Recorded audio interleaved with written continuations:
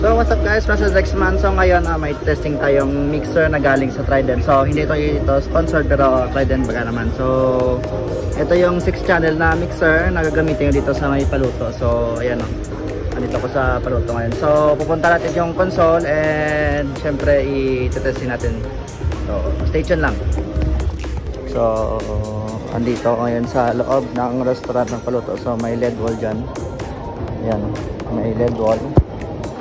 And then yung console namin is doon sa gilid. So dyan yung console namin. Yan. So punta natin yung console. So yung setup ko pa dito is monitors lang talaga. And then nakakonect ako sa house. So ito yung mixer nila sa house. And then ito yung amplifiers nila sa in-house. And ito yung para sa labas. So yan. So naka-line in lang yan. So basic lang, walang processors na kailangan. So ayan. Ito na naka-EQ na yan eh. Ayan o. And dito tayo sa mixer. So ito pala yung mixer ni Trident na AXE6.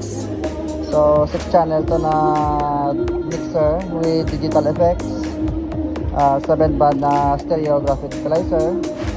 And then ito yung itsura niya mismo. So 5 volts lang ito nagsusupply. So ayan, type C yan sa likod eh. Ayan o, type C yan. Ayan. Tapos sa features naman, nagkaganda na ako dito sa mixer to kasi kahit maliit lang, meron siyang pads.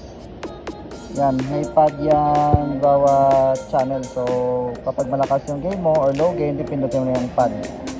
So individual channel yan sa 4 na channels. Tapos yung isang channel dito 5 and 6. 5 yung ito, yung auxiliary. And then yung 6 is dito sa Bluetooth niya or sa kanyang PC. So ngayon nakakonect yan dito sa laptop natin. So gamit lang yung USB. Papunta dito is ang built-in sound card ng mixer yung gamit ko. And then nagtataka kayo na wala siyang pan. So maliit lang kasi siya. Wala siyang panning volume or left and right kasi nandito na siya. So pwede ka na dito mag left and right. And then meron siyang auxiliary, aux send, dalawa yan. So ito yung volume sa auxiliary. And then pwede ka dito maglagay ng effects sa auxiliary. Yan, effects to aux 1. And then digital mixer, digital display para sa kanyang effects. So yan o, may auto tune na yan, whole room, ping pong delay. So screenshot na lang or i-post na ng video kung gusto na makita yung effects. So dito naman tayo sa channel. So ayan, channel 1. So hindi siya slider. So ano lang siya, potentiometer na rotary. So ito yung effects niya, aux 2 effects and monitor. So pwede dito mag auxiliary. And then syempre may low, mid, tsaka high na frequency na pili na ma-adjust. And then hindi ka pala nabanggit na may phantom siya, individual phantom per channel. So eto yan, individual yan.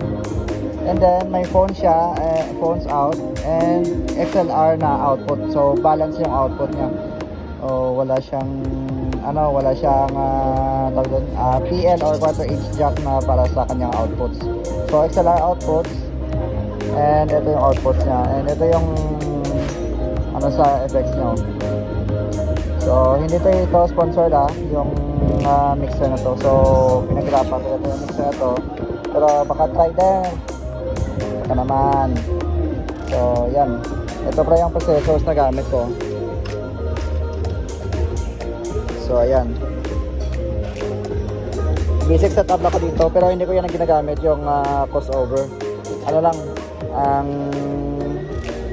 dito, ang equalizer lang, equalizer tsaka maximizer lang. Ito lang. Yan. And then syempre sa microphones. Yan. So sa comment section na yung link ng Shopee. And then pwede kayo mag-contact sa kay Trident mismo sa Facebook or sa YouTube niya, meron din siyang YouTube. So, stay tuned lang mga boss and thanks for watching.